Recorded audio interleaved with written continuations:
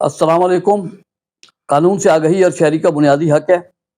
अहम वीडियो है, like share subscribe कीजिएगा ताकि किसी और को भी फ़ायदा हो। आज हम लॉकर के हवाले से बात करेंगे कि ये जो बैंक के अंदर लॉकर खोले जाते हैं, ये भी बहुत अहम मौजू है। और कि मतलब लॉकर जो है वो किस तरीके से खोलने का तरीका क्या है, और फिर कौन सी ऐसी बातें हैं जो आपके इल्म में होनी चाहिए, ताकि आपको क्या क्या एहतियाती तदबीर इख्तियार करनी चाहिए ताकि मुस्तकबिल में आप किसी भी नुकसान से या किसी भी ऐसी सूरत हाल से दुचार ना हो।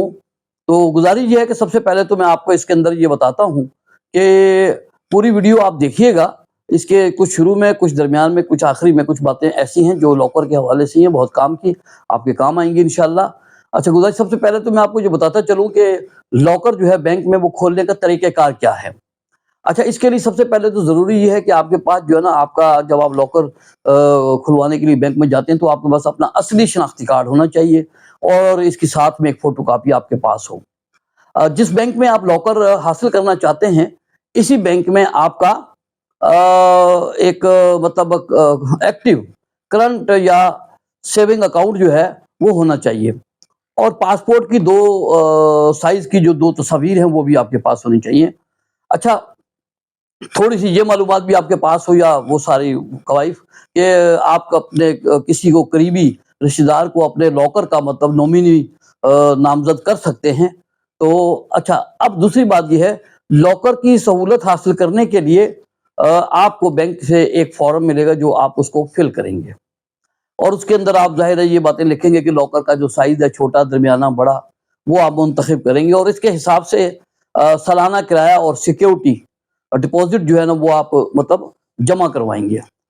अच्छा, जब ये कार्रवाई मुकम्मल हो जाएगी, मुकम्मल होने के बाद जो है बैंक आपको लॉकर की 2 चाबियाँ फ़राहम करेगा। एक चाबी आपके पास रहेगी, जबकि दूसरी मतलब वो चाबी जो है वो बैंक के पास रहेगी। अच्छा, अब आपने बैंक लॉकर के जो असूलों को उस टाइम गौर से पढ़ना है जिस टाइम आप बैंक लॉकर खुलवा रहे हैं, कि किन चीज़ों को लॉकर में रखना ममनू है। अपने अकाउंट में हमेशा सालाना लॉकर के किराए की कटौती के लिए रकम जो है वो मतलब मौजूद मतलब रखें कि उसमें होनी चाहिए, ताकि लॉकर जो है ना आपका ब्लॉक ना हो। बैंक के और दूसरी बात ये है कि बैंक के औकात-कार के दौरान ही आप अपना जो लॉकर है उसको खोल सकते हैं, इस्तेमाल कर सकते हैं। जब आप लॉकर खोलने के लिए जाएँ तो असल शनाख्ती कार्ड साथ आपके पास होना चाहिए।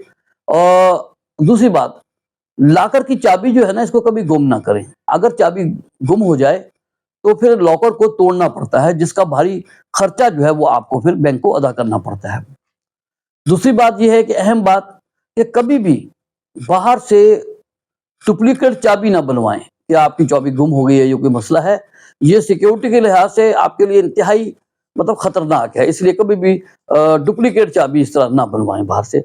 जब आप बैंक में लॉकर रूम में जाएं तो यकीनी बनाएं कि बैंक का अमला आपको अकेला छोड़ दे, आप वहां अकेले हों।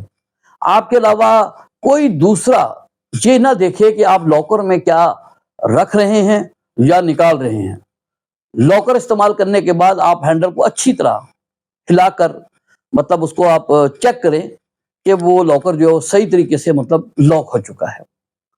अच्छा, आमतौर पर बैंक जो है वो लॉकर के अंदर मौजूद सामान के नुकसान की सूरत में, जैसे मतलब चोरी हो जाए या आग लग जाए, का जिम्मेदार जो है वो नहीं होता।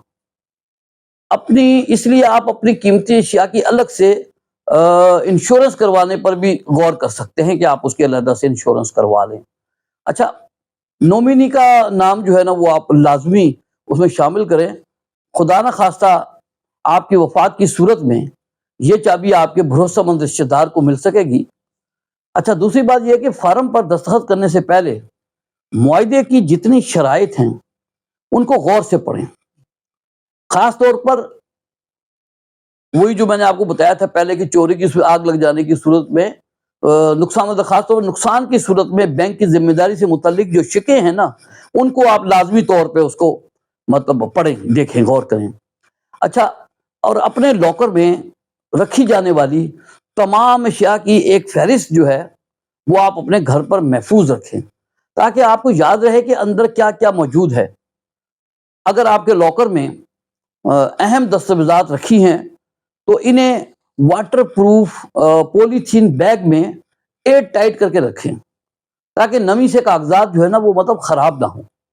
अपने बैंक अकाउंट में हमेशा इतनी रकम जो है ना रखें कि सालाना लॉकर फीस जो है वो खुद ब खुद उसमें कट सके, क्योंकि फीस ना देने पर बैंक जो है ना वो आपका लॉकर जो है ना वो सील कर सकता है।